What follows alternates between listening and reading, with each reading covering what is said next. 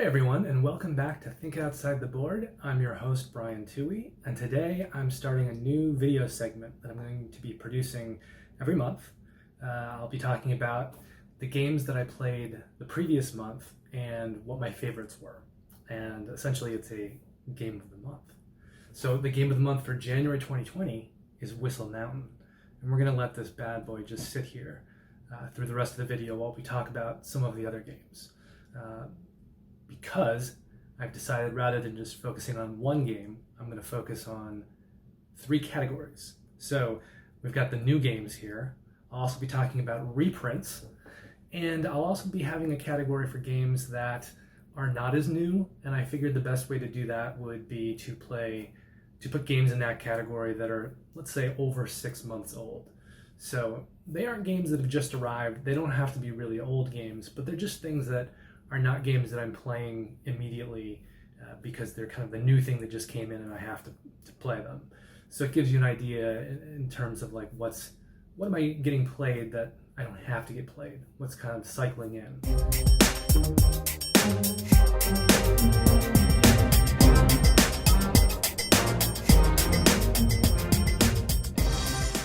The first game that we're going to start with is Hero Realms. And this is specifically for the Ruins of Thandar campaign, which is sort of a co-op adventure. There's a little bit of a story to it. So Hero Realms is going to be my non-new runner-up for the month. And Hero Realms has a lot going on in it, so much so that I think I need to produce a teach and review video for it, because I could talk about this for 20 or 30 minutes at least, talking about the various modes of the game and who the game is right for. But specifically because I'm talking about the Ruins of Thandar campaign, that is a cooperative game. There's a little bit of a story to it. So you've got a booklet and you're kind of running through a scenario. And depending on what you do, you'll get to answer certain questions after combat. Some of the choices will be made for you by colors of the cards that you play, fighting certain monsters. So there's a little bit of a branching pathway. And in the Ruins of Thandar, you're going to be fighting essentially 4 fights. It's kind of 3 encounters, and then the last encounter has sort of a second boss. So there's some variability to this campaign because you make choices, and that may influence kind of what monster you fight. And so if you go back and play it multiple times, you may be fighting different monsters each time. There's not a lot of variability. Most times you're choosing between 1 or 2 fights. I think the final boss, maybe you have 4 different ones that you can end up. You're not choosing between. Those are the ones that are chosen for you. But it is variable. So there are up to 4 different final bosses that you could fight. Now, my fiance and I really like deck building games. We've made our way through Harry Potter, which I think we were a little underwhelmed by. And my 2 favorite deck building games are Aeon's End and Thunderstone Quest, because those just have a ton of content. And we really, really, really enjoyed our time with the Ruins of Thandar. I also have the follow-up campaign for it called The Lost Village, and it kind of just one leads into the other. It's relatively simple to play, Hero Realms. There's not too many additional mechanics. There's not a huge barrier of entry. And she's played Magic the Gathering in her past. So I think once you have a little bit of a knowledge of how a certain icons might work and characters that get tapped and things like that, it's not a big jump. This definitely qualifies as a medium light game. It's published by White Wizard Games. Speaking to the future though, it is only a 4 monster scenario, a 4 monster encounter.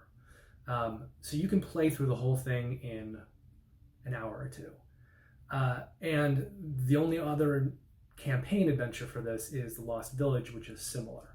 So my one caveat kind of with this cooperative element of this game is that there's not a lot of replay. Even though you can play, go through it, make different choices, fight different monsters, there's just not a lot of content there. Not like Aeon's End or Thunderstone Quest. So even though we really, really enjoyed our time with it, and we're definitely going to come back to it and play it again and The characters that we're playing right now, we're going to take into the Lost Village. I'm sure we'll have a great time with that.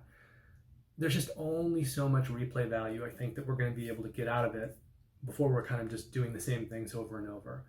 It's a shame. I wish there was more content to it. I think the way that this was created was kind of piecemeal, and I'll talk about that more when I get to do my teach and review for it. But it wasn't made initially as this big box. It was kind of put out in pieces.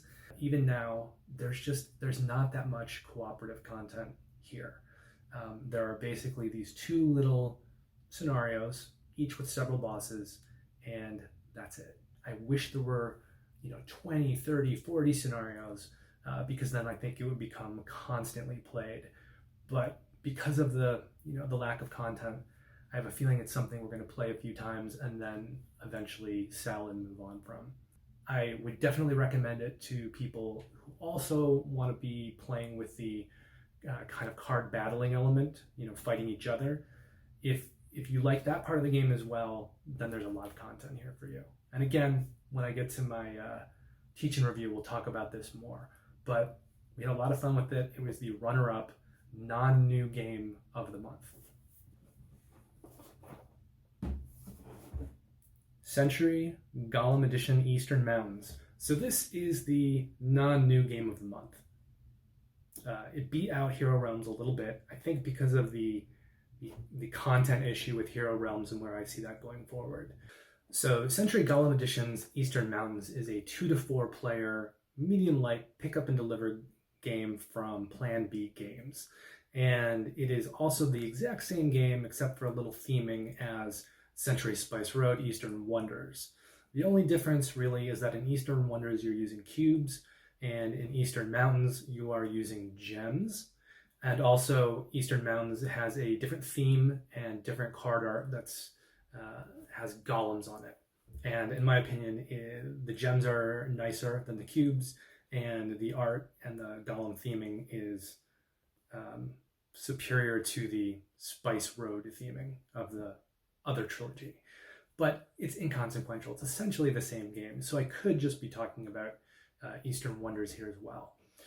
But in this game, you are going to build a tile board, sort of a modular board with these tiles on it.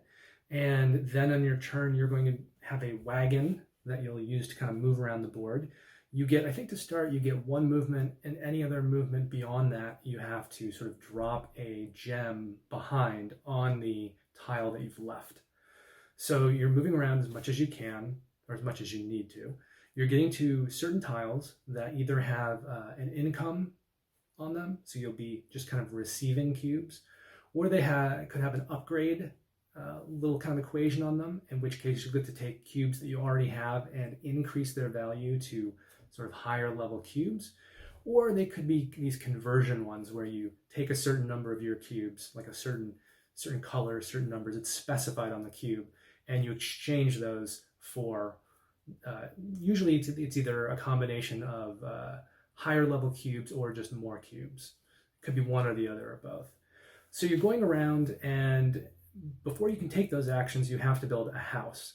And the house's cost depends on whether someone else has already built a house there, or a trading post, really. Let's call it trading post. And once you've built that trading post, you can then, whenever you come back to that tile, do the little action on the tile. And if anyone wants to build a trading post on the same tile after you, it's a little more expensive for them to do that. So the whole purpose of all this kind of cube or gem exchanging, is that on the 4 corners of the board, there are these tiles, these endgame tiles, that you need certain combinations of cubes to obtain, and then they're worth endgame points. So you're essentially kind of creating this cube engine so that you can claim those tiles. And as you do, they come off the board and then they're replaced. And when a certain number of those tiles are claimed by one player, that triggers the endgame. Also, as you're placing your trading posts out on the board, the ones that you're building, there are 4 different kinds of trading posts. They kind of correspond with 4 different gem colors, and those gem colors are marked on the different tiles. So if you are building a trading post on a tile with a blue gem icon on the corner, you're going to be taking the gem from your blue row. whenever you finish a column, so in other words, once you've built one of each kind of trading post, you're going to be able to take a bonus tile, which will do things like allow you extra income if you ever take an income of cubes. They're ones that can increase the number of cubes that you can hold in your wagon, and there are ones that allow you extra movement, things like that. And then if you choose to kind of build on the same color tile, you will be slowly uncovering a row, and as you uncover more and more spaces in that row, you're going to be getting more and more victory points. So you're also kind of playing this game of, do I want to get the bonus tiles that are going to help me, or do I want to get more of the higher level end game points that are at the ends of these rows? So that's another thing for you to be thinking about. But it's essentially just a little cube puzzle, and it's mainly this kind of pick up and deliver and set collection to some degree. And it's relatively easy to teach. It's not a hard game. Definitely it's medium light. I would qualify that. To me, a light game usually is something that anyone can kind of just pick up and play. It doesn't really take much thinking. Whereas medium light is something you can usually teach to anyone, even non-gamers. And, you know, if they have a decent mind, they can pick it up. There are usually things to think about and choices to be made, choices of consequence and strategies that you can implement, a lot more than in light games, which tend to be, you know, card games and very kind of reactive. So there is strategy going on in this one. There are tactics that you can take, but it's not a super heavy, chunky game. And it's something most people, even non-gamers, could pick up fairly quickly. And it's a smaller game. It doesn't take up a lot of table space. And it's a solid little game. It's not the greatest game in the world. It's not, you know, a game that I have dreams about, but there are always good choices to be made in this one. And it just has such an easy range of players that it can appeal to. I think it's a great game to have in your collection, and it's quick to the table, quick to teach, and good choices throughout. This is my non-new game of the month for January. Next up, I'm going to be talking about the reprints that I played last month. So out of all the reprints that I played in December, these are my favorites. The runner-up is Waste Knights. Waste Knights is a 1 to 4 player, medium heavy, sort of RPG in a box. It's a cooperative game because it's kind of, it's very RPG themed, so there's a lot of storytelling going on in this. There are some variable player powers, and there's going to be dice rolling in combat. Essentially, you've got a big board, you've got some minis, and you're going to be going around on the board and trying to activate certain tokens to make certain choices. But really, the bulk of the game is as you're traveling around, you know, doing some pick up and deliver, a little resource management. You're going to constantly be getting in combat, in which you can, if you win combat and doing dice rolling, you're going to be able to upgrade your character. You're going to be able to improve certain weapons. So there is that RPG element to the game. It's a post-apocalyptic game set in Australia, and the lore in this is very rich. It's very well written. The dialogues are fun. Sometimes there's a sick sense of humor to things that are going on. And this is a game where your choices actually really do impact the game. So it's not just something where you're making this kind of like cursory choice, A or B, and it's all going to come back to the same place. In fact, I'm so impressed by this one because there are 5 cooperative scenarios in the box. There's a solo game and there's 2 competitive scenarios. But when you're playing these cooperative multiplayer scenarios, they're long. You know, some of them are really maybe 5 scenarios put together. So if you're going to be playing that whole adventure in one sitting, you could be playing for many, many hours. There's no reason you can't break it up and kind of do different pieces of it, but it does flow well together. Now, the really cool thing about this is that the way it's kind of broken up, so like let's say if we're playing one scenario, there's kind of 5 pieces to it. When you play this game and you make these narrative choices, you may, like a lot of these scenarios are kind of split, so there's an A and a B. So you may play a part of the scenario that if you come back and play it again, you may not even play that part of the scenario. In fact, because so many of this is split into where there's kind of an A and a B section, you could go through this, make a lot of choices, and only be playing all of the A sections for each of the kind of sub-scenarios. And then if you came back and played it again and made very different choices, you could be playing all of these kind of B levels of the sub-scenarios, which means nothing you would be playing would be the same. It would essentially be a completely different game. Now, if you make different choices, you may kind of thread between them, but it makes for a lot of variability in the game. And there are even things when you're reading through these passages, because a lot of the game is going to be reading. It's kind of a choose your own adventure element to it. So you'll be reading passages in this storybook, and then you'll have several different choices that you can make. Some of those choices are just dictated by your specific character. So there might be one of the options that is only accessible if you're playing it with a certain character. And I think the combination of the game feeling like your choices actually do have wildly varying, tracks, and it's not just kind of leading you down the same path, combined with a very, very rich theme. It feels very much like a campaign in a video game, in a kind of a third player action video game slash RPG. Because of that combination of the story choices and the sort of richness of the world building and the lore, and the kind of different scenarios that you have to choose from, it feels like there's a lot of replayability in this game. I think this is a game that you could be bringing to the table quite often for a while, and it would not get old for you. There are also, this is the Kickstarter version, the Deluxe edition, there are also several other modules that came where you can throw it into a game and it makes the game a little bit easier. There's one where it makes the game a little bit easier, but also more complex mechanically. So it's going to be easier to win the scenarios, but there's going to be more thinky stuff happening. And then there's another module that you can throw in it where it makes the game more difficult. I'm a little worried about that because when we played the first co-op scenario, we failed at it despite a valiant effort. So I don't think we need anything to be made more difficult.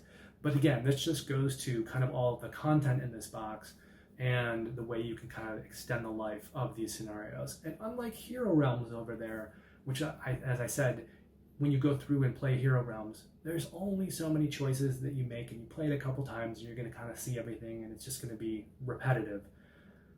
The choices that you make here are going to make for a very different game and some different gameplay. So I think this is a game that's kind of flown under a lot of people's radar. The first edition, I didn't hear anything about it, and I'm not even sure. I think there was an English edition. I don't know how released it was in the United States. But this one came up on Kickstarter a year or two ago. It finally just delivered recently, and I'm very kind of impressed by this one. And I think if you like these kind of sandboxy games, role-playing games, it's very much role-playing in a box. It's like D&D, except there's a board for it and there's some mechanics. So you get to make those kind of like story decisions and character decisions, but it's not as open as Dungeons and Dragons, yet it still feels very sandboxy. It doesn't feel tight and reined in. So I think if you enjoy those kinds of games, you should really give this one a look. It's just, the theme is fascinating and just really well done. The lore is good, and there's a lot of game in this box. So that is the runner-up for the reprint of the month. Now, I can see you saying, Brian, you seem to enjoy that quite a bit, so why was that only the runner-up? And the reason is that this one, this big bad boy, here the parts moving around a little bit, but this is the reprint of the month. And this is Rococo Deluxe Edition. You can see it's this really beautiful edition made by Eagle Griffin Games. Now, the original of this had some great art to it, actually really sharp, and I don't think that it needed any kind of art update. However, it was out of print and basically impossible to find. So they decided to make a nice new, super, no holds barred, pull out all the stops, very pretty, frilly deluxe edition reprint. And they got Ian O'Toole to do the art, who does all of the art for the similar sort of big box Lacerda games from Eagle Gryphon. And just as with those, everything about this is stunning. The artwork, the graphic design, the integration of the two, the sort of iconography and how it works on the player mats and the board. It's beautiful. And there's just so much care and thought that went into the design and the production of this. There are also some really, really nice kind of deluxe components, these spool of threads and lace, kind of sort of almost miniatures, but they're resources. Now, Rococo Deluxe is for 1 to 5 players. I class it as medium heavy, and there are a lot of different mechanics going on in this one. It's definitely deck building is the primary one, but I would kind of call it more deck construction, and I'll explain that in a minute. But there's a lot of other mechanics working in this one as well. There's card drafting and hand management, and set collection and area majority. So essentially, in this game, players are tailors working for the court of King Louis XIV, and you're going to be making dresses and frocks for the various members of the court. So let me start from the top of those mechanics and kind of talk my way back through them. So the way the deck building works in this one is that if you acquire a card during your turn, during a round of the game, unlike a lot of other deck builders where it has to go into the discard pile and then eventually will go into your draw pile and then will come into your hand, in Rococo, when you buy a card, it goes into your hand that very round. You get to use it that very round. The other difference is that when you're taking cards from your draw pile, you're not just picking up the first 5, kind of making a hand, playing those, putting them in your discard pile, and then the next time picking up the next 5, and then when you run out of this discard pile, you shuffle it up and you make a new draw pile. That's not really what's happening. In this one, when you need a new hand at the beginning of a round, maybe I think it's actually at the end of the round that you kind of draw up for the next round, you're going to look through your draw pile and you're going to pick out the 3 cards that you want for that next round. So there is a high amount of selection and planning in this one. You are choosing your cards for that next round. It's a lot of player agency, and I really, really like that about it. Now, as for the card drafting and hand management, well, you can see how there's hand management involved in that. The card drafting is themed around other employees that you're going to be hiring to help you. So those are kind of the cards of the game. These kind of employees that give you actions on your turn.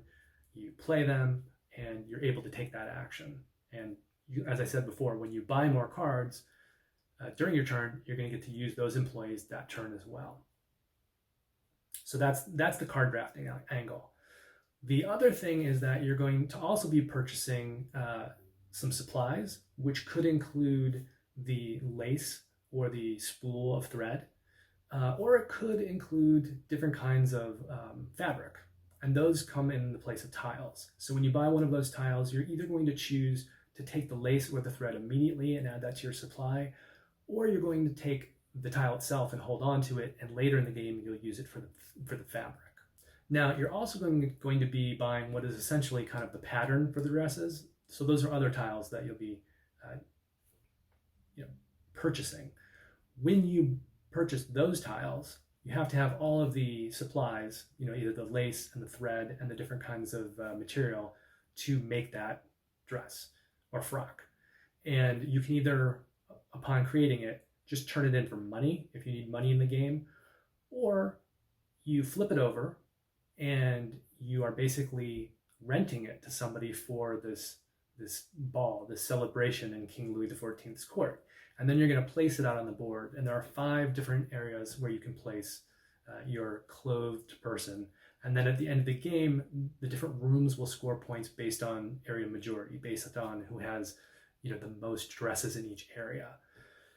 But that's not all. There's also other ways to score points at the end of the game. You can purchase ornaments around the court, some of which will just give you flat points, some of which will play off of other ornaments, or there's also, you can buy ornaments in the kitchen, because this kind of takes place in this court. You can buy ornaments in the kitchen that will affect your income that you get every round.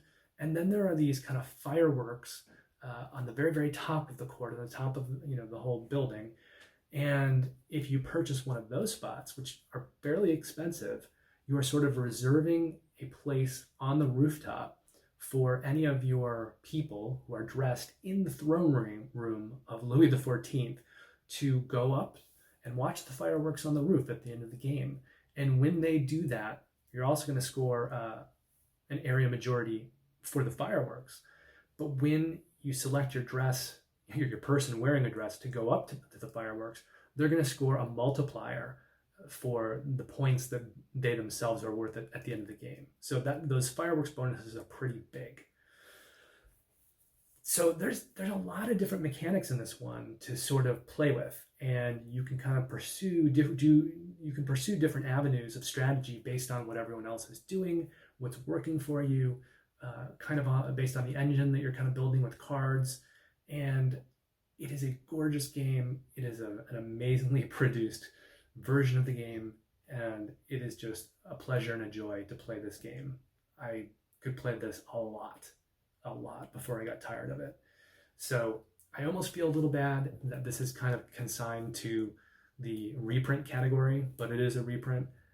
But this is a great, great solid game. And even though it's medium heavy, I think it plays similarly enough to a lot of other games in terms of set collection and things like that, that it's a good kind of next step for maybe medium light gamers who want something more.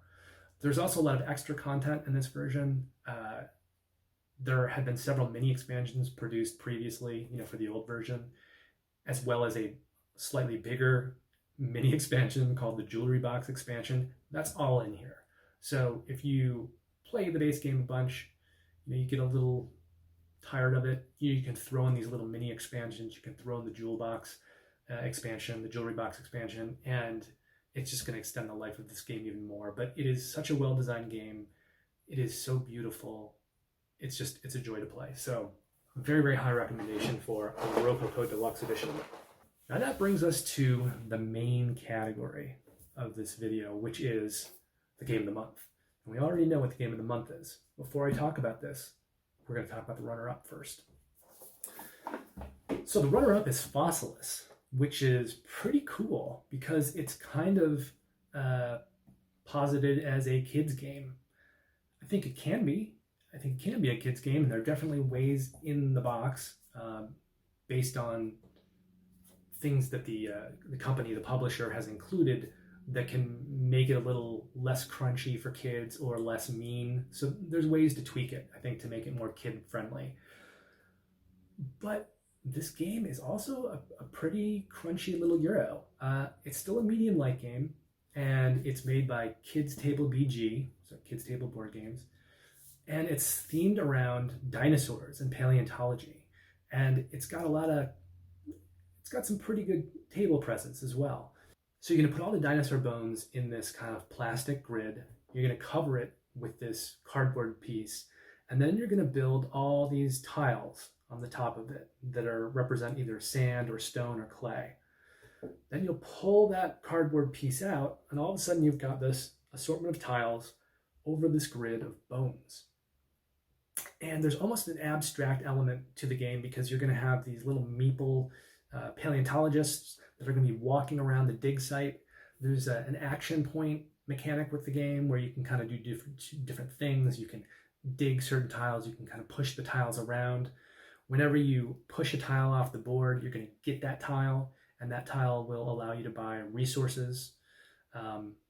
And also, you're going to slowly be getting access to these uncovered dinosaur bones, which, like in that game from the 80s, Operation, you're going to use little tweezers and take those dinosaur bones out.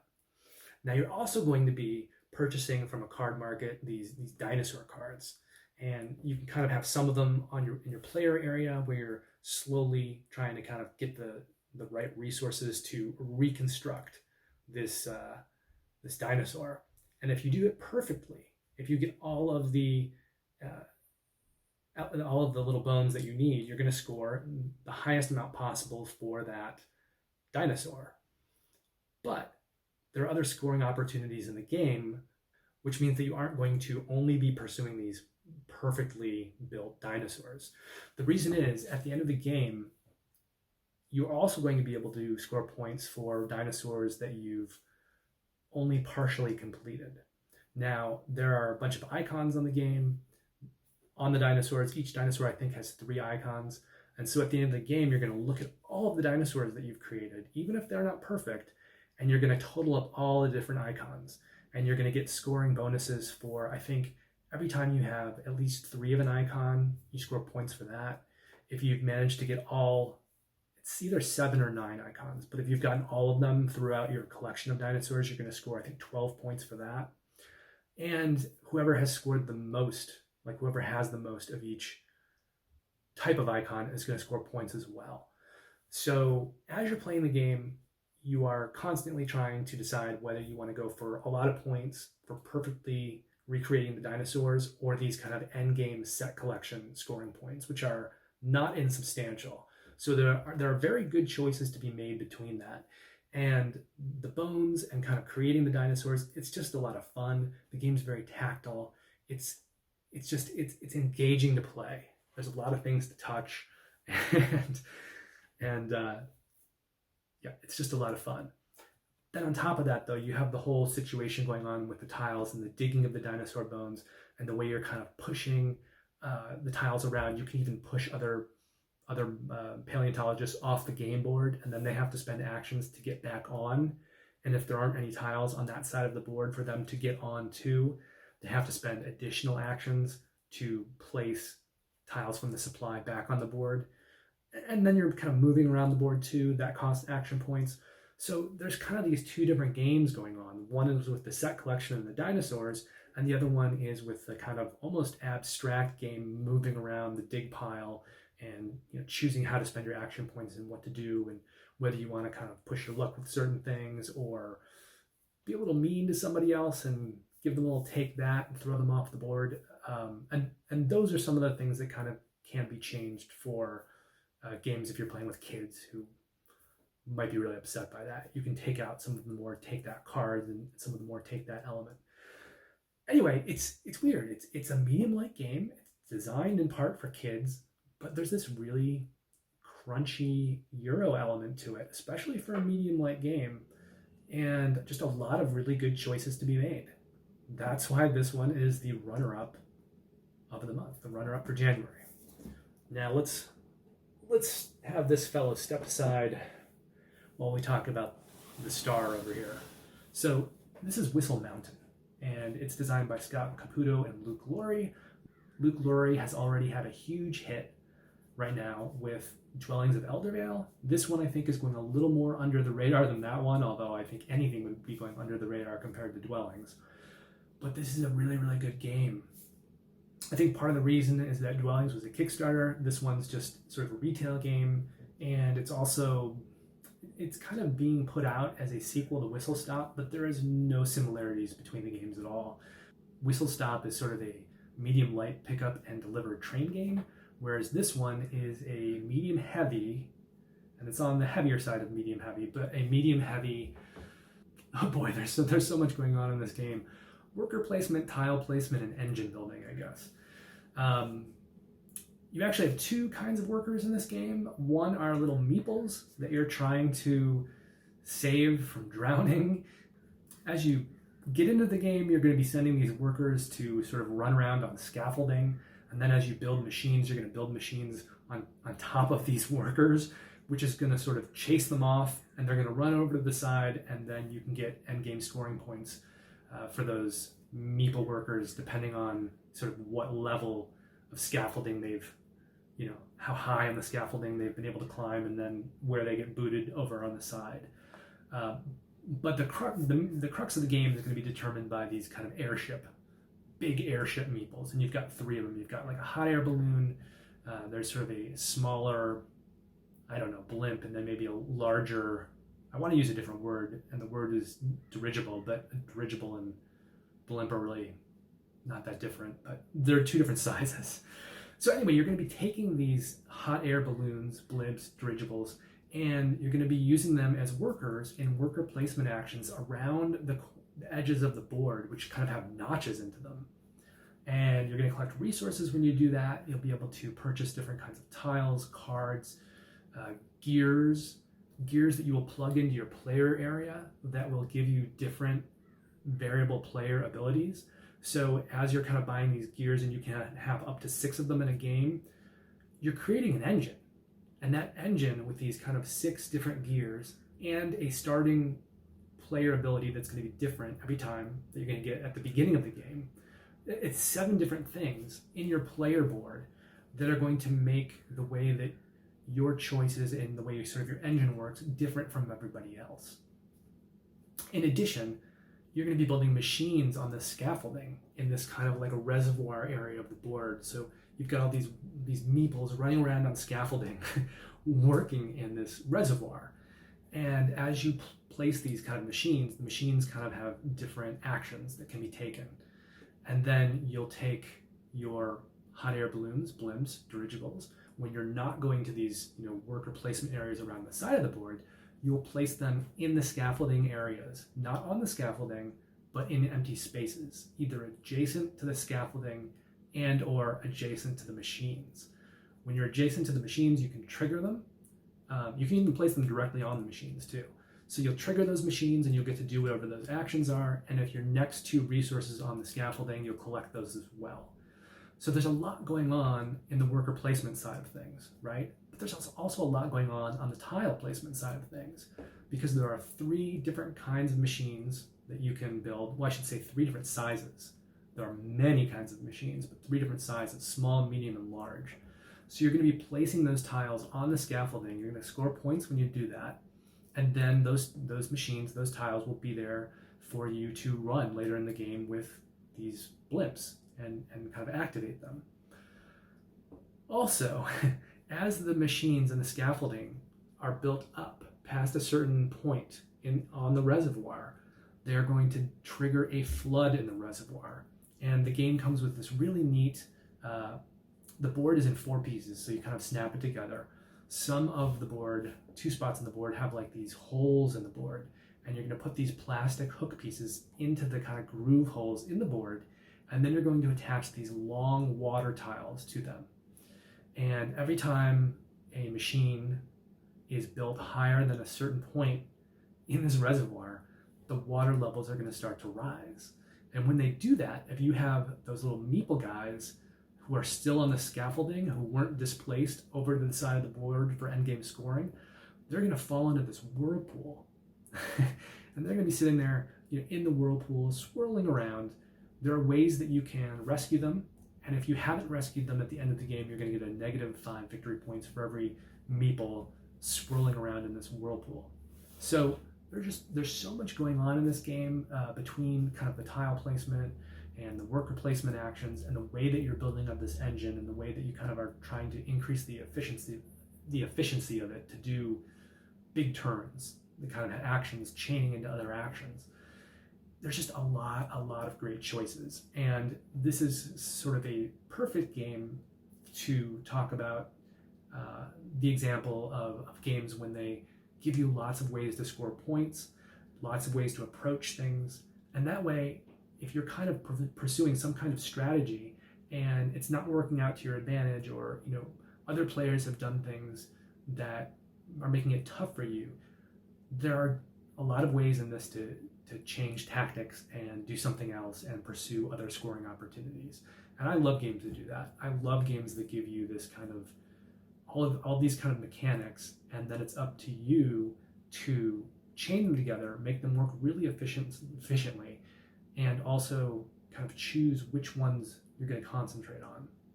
There's so many good player choices and choices of agency in games like that.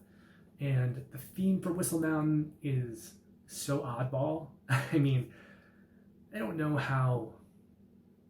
It's not a heavily thematic game, but it's a pretty game. And there is this weird, I don't want to say it's tacked on, because I don't know how you'd implement it with another theming. It just doesn't feel heavily thematic in the sense of a Waste Nights or something like that. But it has a very, very kind of unique theme behind it, with these workers working on this reservoir that's filling up, and you're kind of going around in these airships and you're building all these machines. It has elements in it that I don't think I've really seen before in a game, and the approach to design feels different from other games, and it's just a really, really good, meaty, medium-heavy, kind of Euro-y goodness game. So this is the Think Outside the Board Game of the Month for January 2020, and if how I've been describing this game is at all appealing to you, you should try to seek out a copy, get a play in. It's not getting as much attention as a lot of other games at the end of the year. I think this is, I didn't pick it for that reason. I picked it because out of all the games that I played in the last month, it was my favorite. And that means I did enjoy it more than Dwellings of Eldervale, which I also really liked.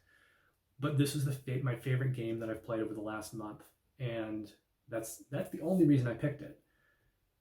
But I also am very happy with the fact that I'm sort of getting to speak about this game and hopefully encourage other people to play it, because it's a game that deserves to be played. I don't think it's been getting, the same kind of hype as some of these other games right now around the end of the year. Part of that may be, because it went through retail, so it doesn't have the kind of Kickstarter hype attached to it. And it may be a little too chunky for some gamers who want to focus more on light and medium light games. So there may be a certain subsection of gamers that think it's a little too thinky or a little too heavy for them, and I understand that.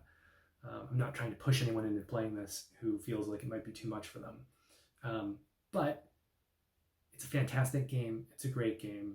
If you like playing sort of medium heavy games, definitely check this one out. It's a great one. Game of the month. So if you enjoyed this video, please remember to like and subscribe. It really helps me grow the channel, which is something that is definitely the most important thing for me to be doing right now, is growing the size of this channel so that it can continue. Now keep watching the channel. I've got 2 other new kinds of videos I'm going to be premiering soon. One is a first impressions video, and I'm also going to be putting out a bunch of teach and review videos. So once again, thank you for watching, and I will see you in the next video.